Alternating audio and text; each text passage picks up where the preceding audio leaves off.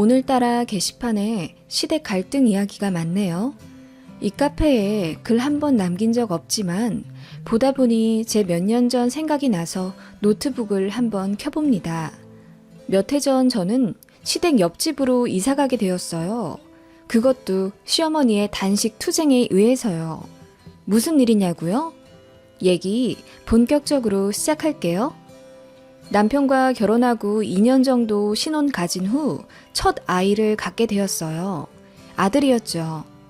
시댁에서나 친정에서나 둘 다 집안 첫 개혼에 첫 손주라 얼마나 좋아하셨는지 모릅니다. 게다가 은근히 보수적인 마인드가 있는 시댁에서는 첫 손주가 아들이라는 소식을 듣자마자 뛸 듯이 기뻐하시며 동네방네 거의 확성기를 틀다시피 하며 자랑을 하셨댔죠. 그리고 뱃속에 있는 아이에게 엄청 집착 아닌 집착을 하시더군요. 제가 먹는 거며 눕는 자세까지도 하나부터 10까지 간섭하려 하셨고, 제가 패스트푸드가 땡겨서 햄버거를 사 먹는 걸 걸리면 그날 거의 1시간은 잔소리를 들어야 했어요. 이게 왜 가능했냐면 시댁이랑 저희 집은 같은 지역에 살고 있어요. 시아버지 사업을 같이 하다가 남편이 따로 나와서 새로 업체를 차렸거든요. 남편은 광역시로 이동하고 싶었는데 시아버님이 아직 남편 손이 필요하다고 하셔서 같은 지역에서 살고 있고요. 시어머니가 운전을 하시는데 차 끌고 저희 신혼집까지 매일같이 찾아오셨어요. 차로 10분 거리거든요. 그 동네가 그 동네이다 보니 제가 장을 보다가도 시어머니를 마주치고 친구랑 만나 수다 떨고 있을 때도 갑자기 나타나실 정도로 코딱지만한 동네입니다. 어머님은 임신한 저에게 먹을 거 조심해라 늘 당부의 말씀을 하셨고 저는 내내거리며 대답만 하다가 어느 날 패스트푸드점 들어가는 걸 딱 걸린 거죠. 얘, 햄버거 먹으면 태어날 아기 아토피 걸린다고 했잖아. 우리 손자 피부 때문에 고생하는 거 보고 싶어? 어머님, 저 참고 참다가 먹은 거예요. 저도 엄만데 왜 아이 생각 안 하겠어요? 너무 먹고 싶으니까 그랬죠. 못 먹는 스트레스가 더 몸에 안 좋대요, 어머님. 저도 평소에는 내내거리는 스타일이지만 아니다 싶을 때는 할 말 다 하는 성격이라 가끔씩 시어머니와 트러블이 있었습니다.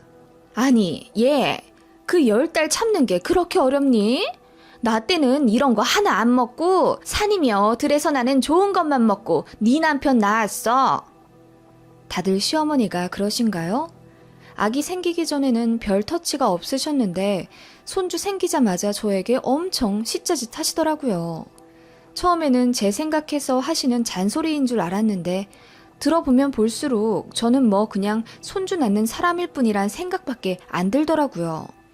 그런 시어머니 때문에 어느 순간부터 당연히 스트레스 받았죠. 남편이랑도 참 사이좋은 인꼬 부부였는데 제가 시어머니 때문에 힘들어하니 크고 작게 싸우게 됐죠. 남편도 은근히 시댁 편 들더라고요. 제가 예민하다면서요. 그러다가 임신 7개월쯤 한 번 크게 싸운 적이 있었고 그날 밤 배가 심하게 뭉쳐서 응급실에 가게 됐어요. 급하게 조산 방지 처치받고 3일 입원했다 퇴원했는데 그날 남편이 엉엉 울며 반성하더라고요. 산부인과 의사가 좀 나이 많으신 여선생님이셨는데 남편을 혼냈다고 하시더군요. 남편 하나 믿고 시집 와서 아이 가진 부인인데 남편이 되어서 스트레스 줘서 되겠냐고 한 소리 하셨댔고 가뜩이나 아이 잃을까 노심초사하던 남편이라 제가 병원에 실려간 게 큰 전환점이 된 것 같더라고요. 그날 이후부터 남편은 전적으로 제 편이 되어 주었습니다. 그래서 시어머니가 연락도 없이 찾아올 때면 본인이 방패가 되어 저를 막아주었고 시댁 스트레스 안 받게 저를 잘 보호해 줬어요. 고마웠죠, 남편에게. 아이 낳고 나서도 온 힘을 다해 잘하려는 남편에게 감동해서 아직까지도 사이는 좋은 편입니다. 시어머니가 조리원 들어가는 대신 시댁에 들어와 몸조리 하라고 몇 번이나 말씀하셨지만 솔직히 너무 불편할 것 같더라고요. 그래서 거절하고 조리원 2주 예약했습니다. 그날도 전화가 와서 난리가 났었어요. 아니, 2주나 예약을 했어? 하더라도 1주면 되지. 그 정도만 조리원 있다가 우리 집 들어와라. 내가 조리 잘 해줄게. 아니, 우리 손자를 어떻게 태어나자마자 남의 손에 맡기니? 응? 어머님, 다들 전문가예요. 저나 어머님보다 아이 잘 봐주실 거예요. 걱정 마세요. 어머님은 그렇게 아이 태어나기 직전까지도 조리원 계약을 취소하라고 저희를 회유하셨네요. 잠깐 흔들릴 뻔도 했지만 출산하고 나서 어머님이 제가 신생아 전 물리는 거 보면서 가슴을 유심히 보신다거나 유륜이 어쩌고 저쩌고 하시는데 너무 불쾌하더라고요. 저희 친정엄마한테도 가슴을 이렇게 보여드린 적이 없는데 어머님은 그저 제 가슴이 사랑하는 손주의 밥통 정도로 생각하시는 건지 제가 수치스러워하는 것도 아랑곳 않으신 채 심지어 제 가슴을 주물럭거리기까지 하셨어요. 젖이 좀 나오긴 하냐? 우리 손자가 지금 배불리 먹고 있는 건가? 어머님, 그렇게 만지시면 좀... 뭐 어떠냐? 너도 이제 애엄마인데 이건 가슴이 아니라 이제 젖이지 뭐. 진짜 스트레스 받더라고요. 조리원 들어가길 잘했죠. 그리고 친정엄마가 저랑 애기 1달 정도 보살펴 주시기로 했는데 그것도 얼마나 기분 나빠하시던지요. 그리고 매일 오려고 하시는 것도 남편이 시어머니께 화를 내가며 겨우 막아 주말에 한 번 오시게 했습니다. 남편이 개입하기 전에는 정말 매일 오려고 하셨거든요. 그것도 밥때 맞춰서요. 친정엄마가 제 몸조리도 하시느라 바쁜데 시어머니 대접해드리는 거 보자니 제 속이 터지더라고요. 저라면 반찬을 좀 가져오거나 아님 뭐 시켜 먹자고 할 것 같은데 시어머니가 당연한 듯이 친정엄마 밥상을 받으시더라고요. 그거 보고 제가 남편한테 난리쳐서 친정엄마 조리 받을 동안 시어머니 못 오게 했습니다. 오더라도 주말에 잠깐 보실 수 있게 하라고요. 뭐 이런 크고 작은 일들이 많았습니다. 당연히 은근한 고부 갈등이 있었죠. 그나마 남편이 맞고 저도 할 말 다 하면서 약간의 거리를 두려고는 했지만 쉽지 않더라고요. 가까이 사는데 연을 끊고 살 수는 없는 노릇이었고요. 아무튼 이런 상황에서 아이는 무럭무럭 돌까지 자라났습니다. 첫 아이니 저희 부부에게도 얼마나 보석 같은 존재였겠어요. 가뜩이나 저나 남편이나 둘 다 늦게 결혼한 편이라 그야말로 오기야 금이야 하며 아이를 키웠고 시어머니도 아이에게 엄청 사랑을 주셨습니다. 그런데 절대 주머니는 안 여시더군요. 솔직히 말해 이상하더라고요. 아이 태어나고 나서 모든 걸 다 해주실 것처럼 말씀하셨는데 아이 내복 하나 해주신 게 다였거든요. 뭐 당연히 손자에게 금전적으로 퍼부어 주실 의무는 없지만 말이랑 행동이 좀 다르셔서 의아하게 생각하던 차에 의문이 풀렸습니다. 시어머니가 돈을 긁어 모으고 시골에 있는 산도 처분해 집을 하나 더 사셨다고 하더라고요. 바로 시댁 옆집 말입니다. 네, 시댁은 아파트고 계단식인데 그 시댁 옆집을 사셨다는 겁니다. 옆집이 안 그래도 이사를 가야 한다길래 나한테 팔으라고 했지. 몇 년 더 산다 그러는 걸 시세보다 1,000이나 더 얹어줬어. 오늘 가게 예약했고 2주 후에 복덕방 가서 계약서 쓰기로 했다. 그동안 돈 아끼느라 얼마나 고생했나 몰라. 네? 옆집을 사셨다고요? 왜요? 아니 왜긴 왜야.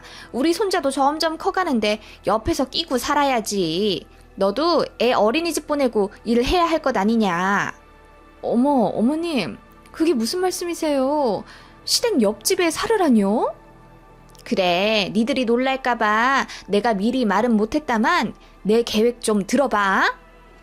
어머님의 생각은 이러하셨어요.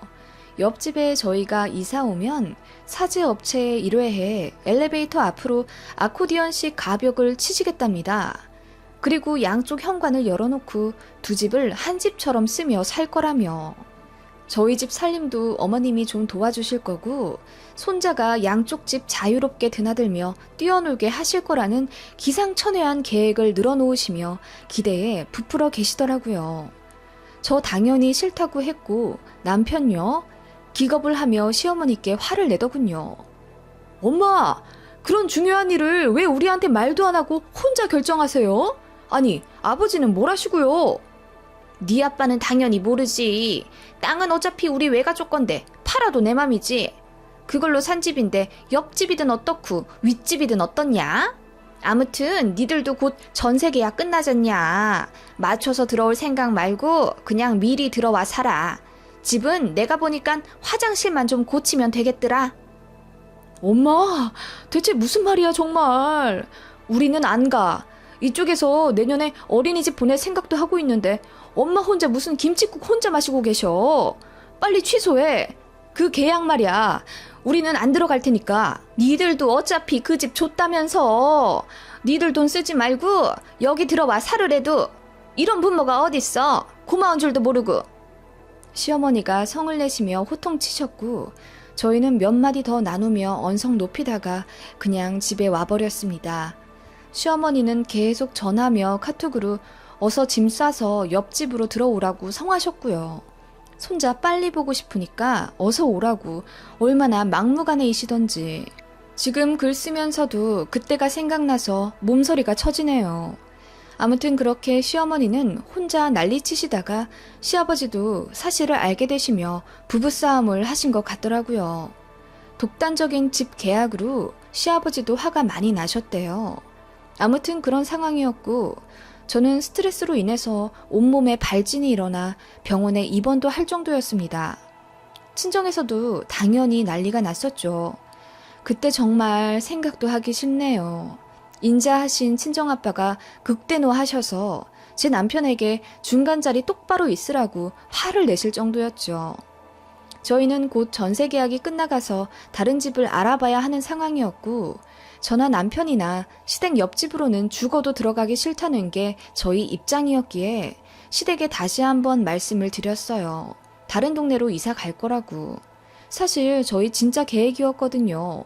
봐둔 동네가 있었고 마침 친정에서도 금전적으로 도움을 주시겠다고 하셔서 무리하더라도 타 동네로 매매해서 갈 생각이었어요. 그런데 시어머니가 이렇게 떡하니 집을 사놓으실 줄은 몰랐죠. 아무튼 저희 계획을 단호하게 말씀드리니 시어머니가 뒤집어지시더군요. 그러면 사놓은 집은 어떡하냐면서 어떻게 이렇게 피도 눈물도 없이 나올 수 있냐며 그야말로 엉엉 우시더군요. 어르신이 그렇게 대성통곡하는 모습을 처음 봐서 저희도 멘붕이었습니다. 어머님은 저희 꼴도 보기 싫다며 나가라고 하셨고 그냥 죽어야겠다 하시더군요. 그날 이후로 어머님은 죽 한 모금 들이키지 않으셨어요. 웬만하면 저희 편도 그렇다고 어머님 편도 안 드는 중립이셨던 시아버지가 말씀하시더군요. 시어머니가 3일째 밥을 안 먹고 계시다며 그나마 물 한 잔 겨우 먹는 게 다고 내내 누워 계시는데 저러다 큰일 날 것 같다며 저희더러 좀 숙이고 들어오면 안 되냐고 어렵사리 말씀하시더군요. 모른 척 하려다가 그냥 남편 데리고 시댁에 가봤습니다. 그랬더니 정말 초췌한 몰골로 누워 계신 시어머니가 계셨어요. 그거 보니 참 마음이 그렇더군요. 남편이 처음에는 큰 소리 쳐가며 이러면 엄마만 손해지 왜 이러고 있냐고 그러더니 그래도 자식이니 마음 약해지는 게 눈에 보이더군요. 저도 진짜 화는 났지만 에라 모르겠다 하는 심정으로 옆집 이사 오겠다고 했습니다.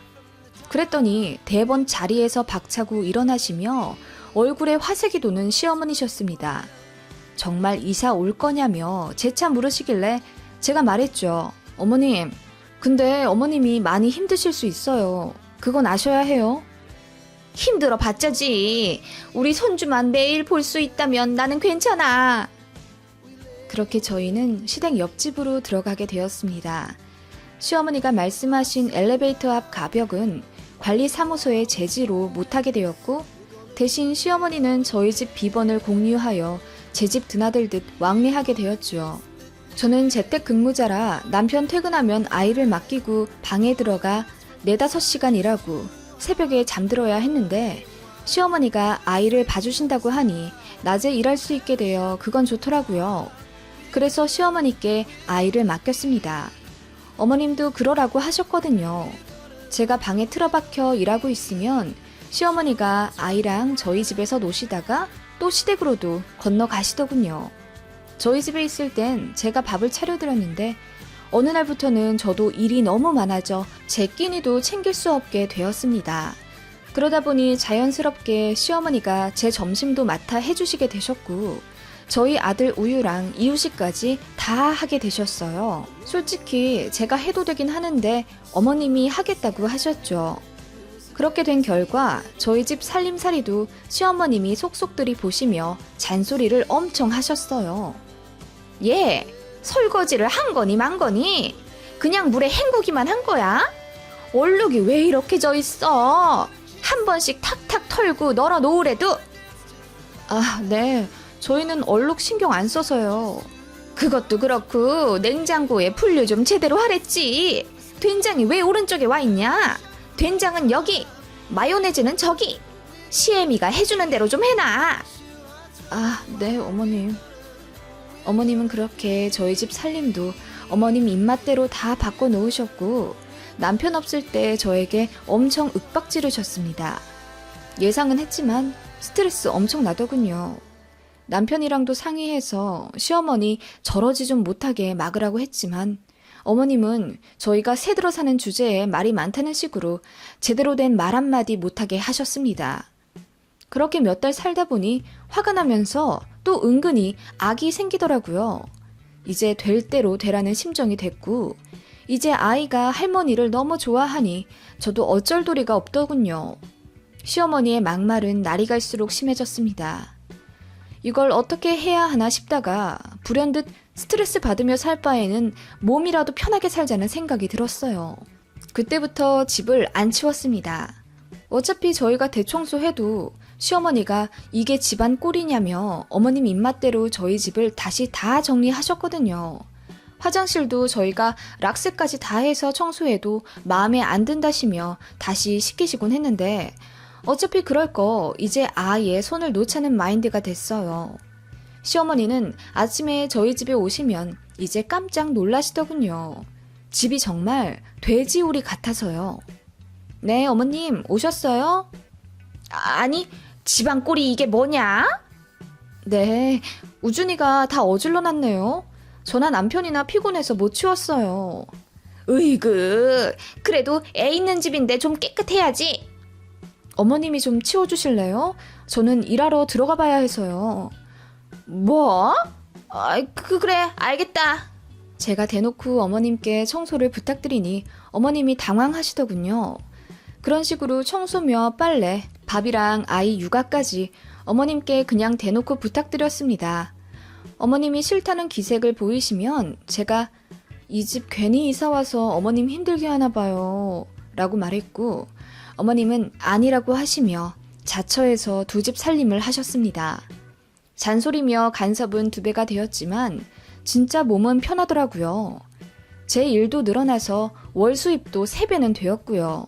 아이 봐주시는 것 때문에 저희가 어머님께 월 얼마씩 돈을 드렸는데 제 수입이 늘어나서 어머님께 드리던 돈도 더 많이 얹어드렸습니다.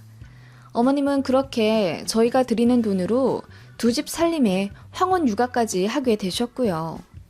그렇게 아이가 2돌쯤 되었을 때 제가 이제 아이 어린이집 보낼 거라고 말씀드리니 어머님께서 안도의 한숨을 쉬시더군요. 많이 힘드셨나 보더라고요. 처음에는 큰 소리치며 매일 봐줘도 모자란다고 하던 눈에 넣어도 안 아플 손자가 이제 활동량도 늘어나고 저희 집까지 자처해서 봐주시다 보니 체력이 고갈되어 힘드신 겁니다. 그래도 오라고 큰 소리쳤던 자존심이 있어 그러신지 말 한마디 안 하셨는데 아이 2돌 될 때쯤부터 은근히 저희 집에 찾아오시는 횟수가 줄어드셨습니다. 그 사이 저는 아이를 어린이집에 등록했고 어머님이 아이를 등원시켜주면 제가 하원시키는 스케줄로 몇 달 지냈어요. 그러던 어느 날 어머님이 저희 둘 모두를 호출하셨어요. 안 그래도 요 며칠 저희 집에 통 안 오시던 시어머니라 저희도 궁금하긴 했습니다. 가니까 어머님께서 어깨에 파스를 붙이시며 소파에 누워 계시더군요. 어머님, 어디 안 좋으세요? 안 그래도 요즘 저희 집에도 안 건너오시고. 내가 할 말이 있다. 네, 엄마. 무슨 말씀인데요? 저기 이제 네 시아버지 공장 쪽에 전원주택이 하나 싸게 나왔다고 해서 거기로 이사를 가려고. 이사요? 정말요? 뜻밖의 말씀에 저희는 눈이 휘둥그레해질 수밖에 없었습니다. 그때 아이가 옆에서 할머니 이사 간다는 말을 알아듣고 울더라고요. 그러면서 같이 가고 싶다고 울고불고 난리였습니다. 저는 솔직히 알겠더라고요. 굳이 안 가도 되는 이사인데 저희 때문에 가시는 것 같다는 느낌이 왔습니다.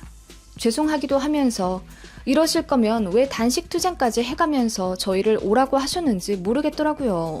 속 없는 남편이 그럼 우리도 따라갈까?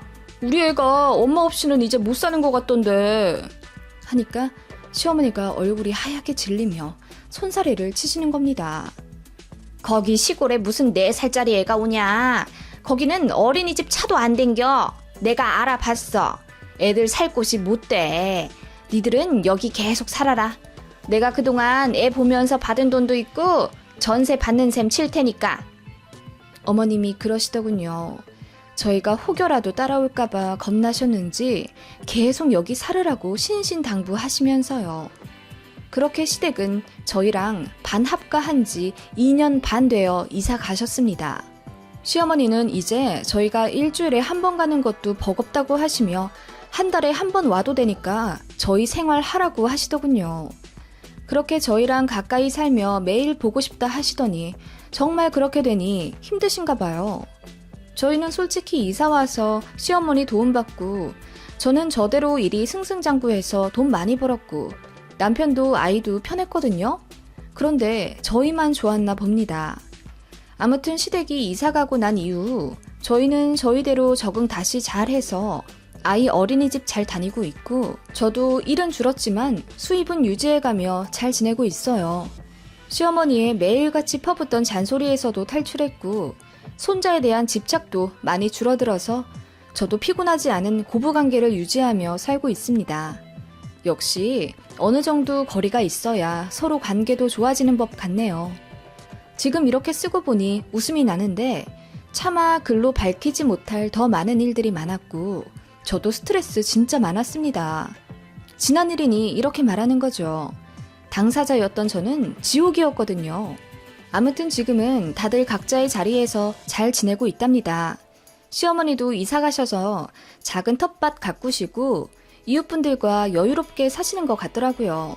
어머님은 아마도 아이 다 클 때까지 저희 뒤치다꺼리와 황혼 육아에서 벗어나지 못할 거라고 생각하셨나 봐요. 이제는 저희로부터 탈출하셔서 자유로워지신 느낌입니다. 저도 자유로워져서 행복하네요.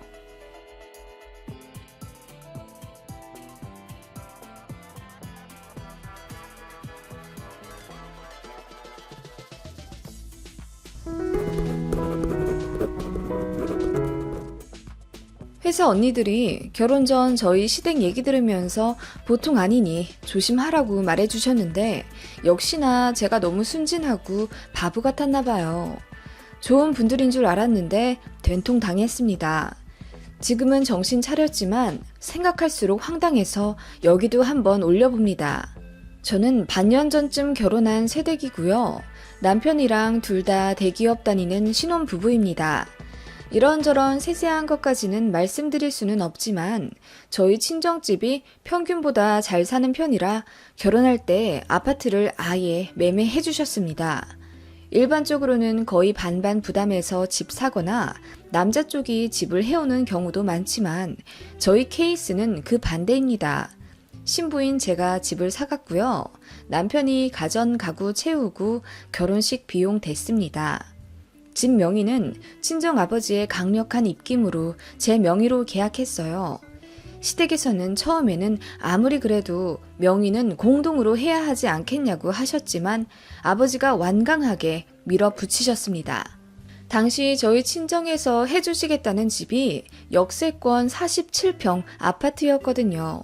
친정 아빠가 딸 명의로 해줄 거 아니면 매매해줄 수 없다고 단호하게 말씀하셨어요.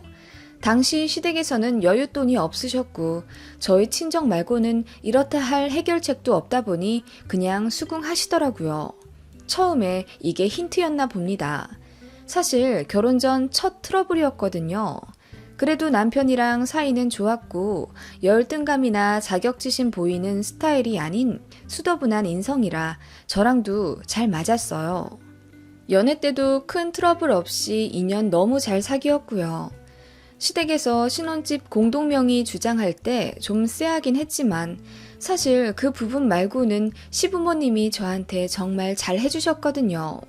시아버지는 말씀이 좀 없으시기도 하고 무뚝뚝하셔서 소통이 없긴 하지만 시어머니는 결혼 전부터 저에게 정말 잘 해주셨습니다.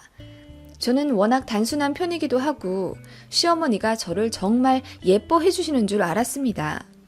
돈으로 해줄 게 없으니 정성이라도 주겠다시며 저한테 직접 만든 반찬도 결혼 전부터 가끔 보내주셨고 백화점에서 예쁜 옷 있으면 딸내미 거 사는 김에 제 것도 샀다며 아들 편으로 전달해 제게 보내주시기도 했습니다. 아, 그러고 보니 결혼 전에도 시어머니는 딸 사랑이 각별했던 것 같네요. 당신은 오히려 아들보다 딸을 더 예뻐하시는 모습이 좋아 보였던 것 같아요. 그게 힌트인 줄은 꿈에도 몰랐네요. 공동명의 사건으로 약간의 잡음이 있긴 했지만 시어머니도 아빠의 단호한 거절에 바로 수긍하시며 더 얘기 안 꺼내셨기에 그냥 흘러가는 에피소드쯤으로 지나갔어요. 그런데 그 얘기를 들은 회사 언니들은 보통 아니라고 항상 경계하라고 하더군요. 예, 2억도 아니고 20억이 넘는 아파트를 사돈에서 사주는데 다짜고짜 아들을 공동명의로 올려달라는 게 말이 되니? 시댁에서는 한 푼도 지원 안 해준다며? 가정 가구도 다 네 남편이 한 거잖아. 해주시면 감사하게 생각하고 아무 말 마셔야지. 무슨 공동명이야. 나 또 두꺼우시다. 그렇게 생각하면 좀 그렇긴 하죠. 그래도 아빠가 거절하니 바로 알겠다 하셨으니까요, 뭐. 그게 더 무서운 거야. 한 번 떠본 거라고. 너 조심해. 네 남편이 그래도 사람 좋고 능력 있어서 다행이지. 솔직히 말하면 개천용이잖냐. 니네 시댁 늘 경계해.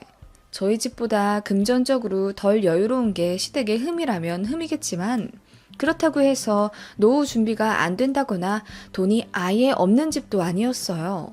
저희 남편은 더할 나위 없이 괜찮은 사람이라 시댁 관련 일은 저에게 큰 영향이 없었던 것 같아요.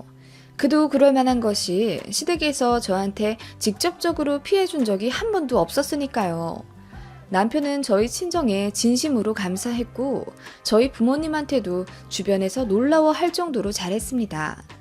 집안일도 자처해서 저보다 훨씬 많이 했고 유머 코드나 정치색까지 완벽하게 일치하는 남편이기에 결혼 생활도 너무 행복하고 만족 100%였답니다. 47평이라 둘이 살기엔 넓긴 넓더라고요. 신축은 아니지만 전에 살던 집주인이 인테리어를 엄청 잘 해놨어요. 방이 원래 4개였는데 2개를 하나로 터서 방 하나는 거의 웬만한 집 거실만큼 큽니다. 제가 그 방에 서재 겸 PC 쓸 수 있게 꾸며놨고요. 남편은 자기 방 없어도 된다고 해서 방 하나는 헬스기구 들여놨고 나머지 하나를 침실로 씁니다. 집들이 오면 다들 눈이 휘둥그레해져서 놀라요. 신혼부부 둘 사는 집이 너무 넓고 예뻐서요. 저도 저희 부모님께 진심으로 감사드리고 있습니다. 친정에서 유산 미리 준 셈이라고 생각하라며 이 집에서 아이도 낳고 또 제 직장이랑 가까우니까 편하게 살며 결혼 생활 하라고 배려해 주신 그 마음이 느껴졌으니까요. 어릴 때부터 사랑 많이 받고 자랐기에 결혼해서도 저희 부모님이 든든했고 행복했습니다. 저희 부부 회사 사람들과 지인들 불러 집들이도 여러 번 했고 친정에서는 이삿날 한 번 오셔서 식사하신 적이 있는데 그걸 집들이로 치겠다 하셨습니다. 그래서 이사 3달 후쯤 시댁 쪽 분들만 모셔 집들이를 했죠. 남편은 위로 형이 한 분 계시지만 일 때문에 미국 가서 한국 안 들어오신 지 15년이 넘으셨고 결혼한 여동생이 1명 있습니다. 시누이 부부네는 아들, 딸 2명 있고요. 저한테는 시조카인 셈이죠. 그렇게 저희 집들이에 시부모님, 시누이 부부, 그리고 시조카 2명이 왔었습니다. 어머, 올케 언니. 집 너무 예쁘다. 이렇게 넓은데 인테리어도 후덜덜하네요. 저희는 그냥 들어오기만 한 거예요. 전 주인이 인테리어 다 해놔서. 그러면 집도 비쌌겠어요. 게다가 역세권이고. 그렇게 시누이는 저희 집 구석구석을 살펴보며 연신 감탄을 하더라고요. 시어머니도 옆에서 같이 돌아다니시며 여기는 넓어서 좋고 저기는 따뜻해서 좋고 이러쿵저러쿵 시누이랑 수다를 떠시며 집 구경을 하시더라고요. 시조카들도 저희 집이 넓어 키즈카페 갔다며 너무 신나하며 뛰더라고요. 남편은 그런 시조카들 말리기 바빴고요. 외숙모, 나 외숙모 집에서 살래요. 너무 좋아요. 시조카들이 웃으면서 저에게 말했고 저는 자주 놀러 오라고 화답했습니다. 실제로 시조카들 저는 너무 예뻐했거든요. 제가 워낙 아이들을 좋아하기도 하고요. 아무튼 시조카 중 첫째가 저에게 그렇게 말하니 시어머니가 눈을 동그랗게 뜨며 어머, 손녀딸, 여기서 살고 싶어? 이 집이 그렇게 좋아? 하시더군요. 저는 그냥 웃었습니다. 그게 진심이라고는 생각조차 못했으니까요. 아무튼 그렇게 화기애애한 시간을 보내며 식사를 하는데 시아버님이 회사에 급한 인사사고가 생겼다며 시누이 남편의 차를 얻어 타고 급하게 나가셨어요. 그렇게 시어머니, 시누이만 남아 식사를 했고 후식으로 다가를 내놓으며 수다를 떨었죠. 시누이가 그러더군요. 우리 집은 애 한 명 있을 땐 괜찮았는데 아들 태어나고 나니까 집이 너무 좁게 느껴져요. 20평 때는 딱 3가지가 살기 괜찮은 것 같아. 아무래도 아이들이 활동량이 많아서 더 그렇게 느껴지시겠어요. 그렇기도 하고요. 구축이라 평수도 잘 안 빠졌어요. 아, 이 집 너무 좋다. 시누이가 부러운 듯이 말하자 시어머니가 시누이를 안쓰럽게 보시더군요. 그러게, 이 집 정도가 애들 키우기엔 딱 좋을 것 같은데 운동장 마냥 뛰어다닐 수도 있고. 그때 남편이 끼어들어 말하더군요. 요즘 집에서 뛰면 안 돼. 나는 지금 쟤네들 뛰어다니는 것도 아랫집에 눈치 보여 죽겠어. 매트도 한 장 안 깔려있는 집인데 아랫집 항이 들어올까봐 겁나네. 얘들아, 뛰지 마. 남편이 애들을 잡으러 나가자 시어머니가 말씀하시더군요. 이제 결혼도 했고 왕래도 잦아서 너희 신혼애가 자주 올 텐데 매트 좀 깔지 그러니? 어차피 너희도 아이 낳으면 필요할 텐데 말이야. 네? 매트요? 솔직히 너무 당황스럽더라고요. 저희 아이를 낳고 나면 모를까 제가 아무리 시조카들을 예뻐한다고는 해도 시조카들 자주 놀러 올 테니 매트를 깔아두라는 게 좀 그렇잖아요. 그래서 제가 웃으면서 둘러댔죠. 나중에 아이 낳고 깔아도 늦지 않겠다고. 그 말에 시어머니가 좀 정색을 하시더니 집도 넓은데 신혼애 좀 자주 오게 해야지. 저 애들이 어딜 가니? 요즘 같은 시국에 키즈 카페도 못 가고 집도 가까운데 여기서 놀면 좋잖아. 뭐 그렇긴 하지만 저희도 일 바쁘기도 하고요. 서로 시간 되면 보는 거죠 뭐.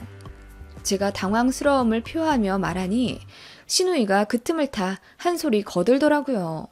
언니, 둘이서 이렇게 큰 집 살면 허하고 불편하지 않아요?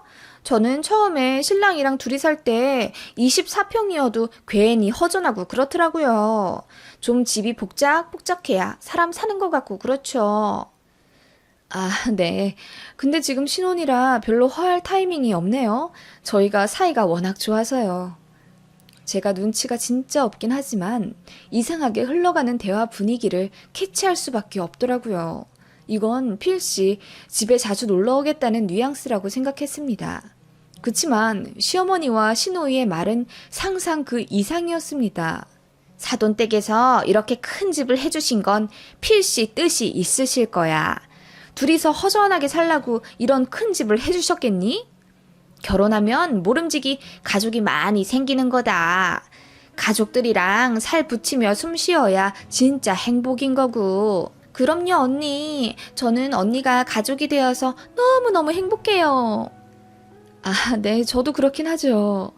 제가 당황해하자 시어머니가 제 손을 잡으며 이러더군요. 내가 단도직입적으로 말하마. 내가 아까 보니까 네 방이 너무 크더구나. 무슨 웬만한 거실보다 더 큰 것 같은데 부부 사이에 각방을 써서야 되겠니? 난 그건 아닌 것 같다. 네? 각방 아니고요. 잠은 당연히 침실에서 같이 자죠. 그게 아니라 결혼한 부부가 개인 방이 있어서야 되겠냐 이 말이야. 그러면 사이도 나빠지는데 내가 생각하기엔 이 넓은 집이 오히려 너희 부부에게 해가 되는 것 같아. 네? 그럴 리가요. 저는 넓어서 시원하고 좋은데요. 결혼하기 전에도 저 혼자 큰 평수에서 살았고요. 그건 결혼 전이니까 그렇지. 세아가 아무래도 내가 걱정이 되어서 안 되겠어. 네 방을 좀 없애자. 그리고 집에 공간이 많이 남으니까 허한 기운도 채워 넣을 겸 너희 신혼애를 좀 드리는 게 나을 것 같아. 네? 아가씨네 가족이랑 같이 살라고요? 제가 경악하며 말하자 남편이 뒤늦게 달려와 무슨 말이냐고 묻더군요. 이어 말씀하시는 시어머니의 설명은 이러했어요. 저희 부부가 큰 집에서 둘이 사는 게 오히려 복이 달아난다네요. 모름지기 큰 집은 사람들이 많이 살아야 하는데 이렇게 살면 저희 사이도 그렇고 건강도 안 좋아질 테니 신혼애랑 같이 살며 사람 사는 맛을 느끼라며. 게다가 신혼의 첫째가 곧 초등학교에 입학하는데 학군 때문에 고민이 많았나 봐요. 저희 집이 강남은 아니지만 이 부근에서 제일 괜찮은 편이거든요. 신우가 그래서 여기에서 꼭 살고 싶다고 했나 봐요. 큰애 초등학교 보내기도 좋고 집도 넓으니까요. 언니, 제가 봤는데 언니가 쓰고 있는 큰 방만 거의 10평은 될 것 같은데 그거를 저희 가족이 쓰면 안 될까요? 그래도 언니네 방 2개나 남잖아요. 침실도 엄청 크고요. 저희 남편 바빠서 집에도 잘 안 들어오고 애들은 좀 있으면 둘 다 학교 다니고 내내 학원 돌리니 집에 별로 없어요. 그렇게 불편할 것 같지도 않은데 괜찮지 않아요? 네?